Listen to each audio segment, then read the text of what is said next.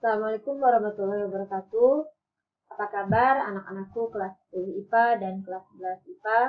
Alhamdulillah pada hari ini kita ditakdirkan untuk bertemu meskipun dalam keadaan keterbatasan tempat. Kita ketemu secara virtual dan saya bisa menyapa kalian di rumah. Semoga kalian semua dalam keadaan sehat walafiat. Khusus untuk kelas 10 karena kita baru ketemu, jadi saya memperkenalkan diri dulu. Nama saya Ella Nur Laila, SPD MIPD, mengajar di SMA 1 Cileungeus ini, mengajar prakarya budidaya kelas 10 IPA dan kelas 11 IPA, dan mata pelajaran biologi kelas 10 IPS. Alamat saya di Perum JSI, Jalan Sumberwangi 1, nomor 10, Tuk Mudal, Kecamatan Sumber, Kabupaten Cirebon. Cukup jauh dari sekolah kita. Kemudian yang pertama kita akan bahas, kita akan berkenalan dengan materi tentang prakarya dan kewirausahaan kelas 10 IPA. Karena saya kebetulan guru biologi, jadi kita atau prakarya yang akan kita bahas adalah mengenai prakarya budidaya. Tapi perlu kalian tahu semua bahwa ruang lingkup dari prakarya dan kewirausahaan itu ada 4 bagian besar. Yang pertama kerajinan, itu biasanya diajarkan oleh guru ekonomi. Yang kedua rekayasa, biasanya itu diajar atau diajarkan oleh guru fisika. Kemudian prakarya budidaya, itu biasanya dipegang oleh guru biologi, dan prakarya pengolahan biasanya dipegang oleh guru kimia. Jadi ada 4 ruang lingkup mata pelajaran prakarya. Kemudian untuk yang pertama akan saya bahas adalah prakarya dan kewirausahaan kelas 10 IPA. Kelas 10 IPA, apa saja yang akan kita bahas dalam pelajaran prakarya ini? Materi untuk semester 1 itu mengenai wirausaha budidaya tanaman pangan. Ini kebetulan sekali bahwa di Kabupaten Kuningan banyak sekali terdapat jenis-jenis tanaman pangan. Jadi Kabupaten Kuningan karena daerah pegunungan sangat kaya akan tanaman pangan. Nah, yang akan kita pelajari yang pertama adalah perencanaan usaha budidaya tanaman pangan. Jadi sebelum melakukan suatu usaha, sebelum melakukan suatu budidaya, kita harus rencanakan dulu dengan matang modalnya, sarana prasarananya, kemudian tenaganya, kemudian segala fasilitas dan segala hal yang berkaitan dengan budidaya tanaman pangan. Kalau sudah direncanakan yang baik, kita akan melangkah ke langkah berikutnya, yaitu proses produksi budidaya tanaman. Dimulai dari apa? Dimulai dari yang pertama adalah pembibitan atau pembenihan dulu, kemudian baru penanaman, atau yang pertama kali kita harus lakukan adalah persiapan lahan atau media tanam. Itu yang sangat penting. Kalau lahan dan media tanam sudah siap, baru kita akan melangkah ke tahap berikutnya, yaitu pembibitan atau pembenihan, kemudian penanaman, pemeliharaan, dan seterusnya sampai ke pemanenan dan pasca panen.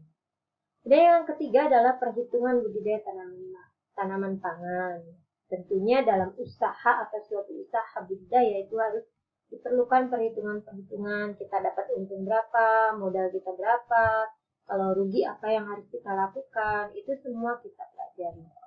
Kemudian pemasaran langsung budidaya tanaman pangan setelah panen. Berarti pasca panen, apakah kita mau langsung menjualnya, mau langsung mendistribusikannya hasil panen tersebut, atau langkah yang terakhir adalah hasil usaha kegiatan budidaya tanaman pangan, atau kita kelola dulu hasil panen itu menjadi sumber-sumber daya atau menjadi bahan-bahan yang lebih mudah untuk dipasarkan. Nah, di sini kita akan membahas beberapa jenis tanaman pangan yang khususnya semua ada di Kabupaten Kuningan.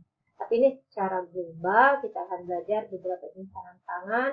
Diawali dari yang pertama adalah tanaman padi, Oryza sativa, kemudian tanaman jagung, Zeamite, kemudian sorghum, spesies, kemudian ini kacang kedelai atau glyphosate.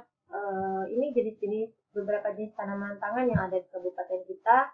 Kemudian juga ada kacang tanah, kacang hijau, singkong, manihot usulissima, dan ubi jalar.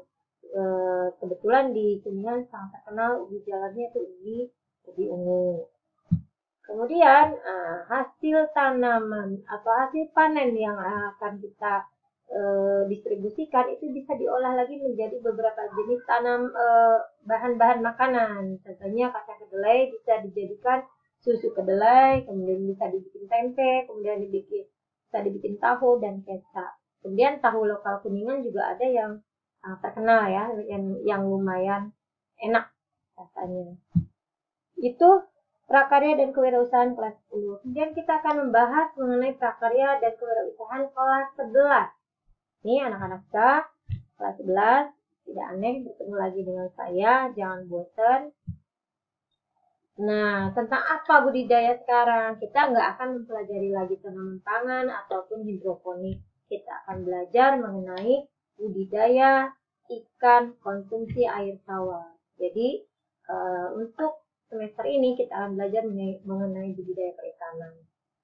Kenapa kita akan bahas fokus terhadap budidaya ikan konsumsi air tawar? Karena kabupaten kita adalah daerah pegunungan.